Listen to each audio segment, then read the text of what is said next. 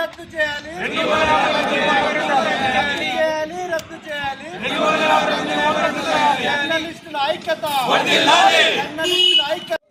ఏదో స్లోగన్ వద్దు.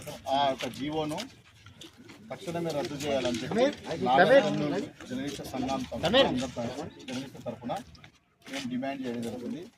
ఆ జీవో వల్ల జర్నలిస్టుల మధ్యలో ఒక చిచ్చు ఏర్పడే అవకాశం ఉంది. ఏంటంటే డెస్క్ జర్నలిస్టులు అని, రిపోర్టింగ్ జర్నలిస్టులు అని చెప్పి ఓకేనా. జర్నలిస్టుల సంక్షేమం కోసం నిరంతరం పోరాటం చేయడానికి జర్నలిస్ట్ సంఘాలన్నీ ఏకమై ఈరోజు మాజీ ప్రెస్ అకాడమీ చైర్మన్ శ్రీ అల్లం నారాయణ గారి పిలుపు మేరకు నాగర్ కర్నూల్ జిల్లా కలెక్టరేట్ చలో కలెక్టరేట్ కార్యాలయానికి ఈరోజు జర్నలిస్టులు అందరూ నాగర్ కర్నూల్ జర్నలిస్టులు అంతా ఐకమత్యంగా రావడం జరిగింది.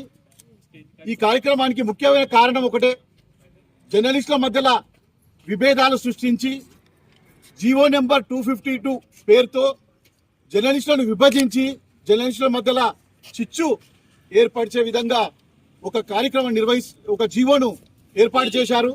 ఆ జీవోను ఉపసంహరించుకోవాలని, ఆ జీవోను రద్దు చేయాలని ఈరోజు మేమంతా జర్నలిస్టులమంతా ఏకమై ఆ 252 జీవోను రద్దు చేయాలని చెప్పి ఈరోజు చలో కలెక్టరేట్ కార్యక్రమాన్ని పిలుపు ఇవ్వడం జరిగింది. ఈరోజు జిల్లా కలెక్టర్ గారికి ఒక మెమోరాండం ఇచ్చి ఈ జీవోను రద్దు చేయడానికి కలెక్టర్ గారి తరపున, నా తరపున కలెక్టర్ గారి ద్వారా ప్రభుత్వానికి నివేదికను పంపించాలని చెప్పి ఈరోజు ఈ కార్యక్రమాన్ని ఎంచుకోవడం జరిగింది. తెలంగాణ రాష్ట్ర వ్యాప్తంగా అన్ని జిల్లా కేంద్రాలలో కలెక్టరేట్ల వద్ద ఈ ముట్టడి కార్యక్రమం, చలో కలెక్టరేట్ కార్యక్రమం ఈరోజు జర్నలిస్టులు నిర్వహిస్తున్నారు. జీవో నెంబర్ 252 ద్వారా గతంలో ఉన్న 23,000 అక్రిడేషన్ కార్డులు ఉన్నవి. కానీ ఇప్పుడు ఈ జీవో నెంబర్ 252 ద్వారా 10,000 కార్డులు, దాదాపు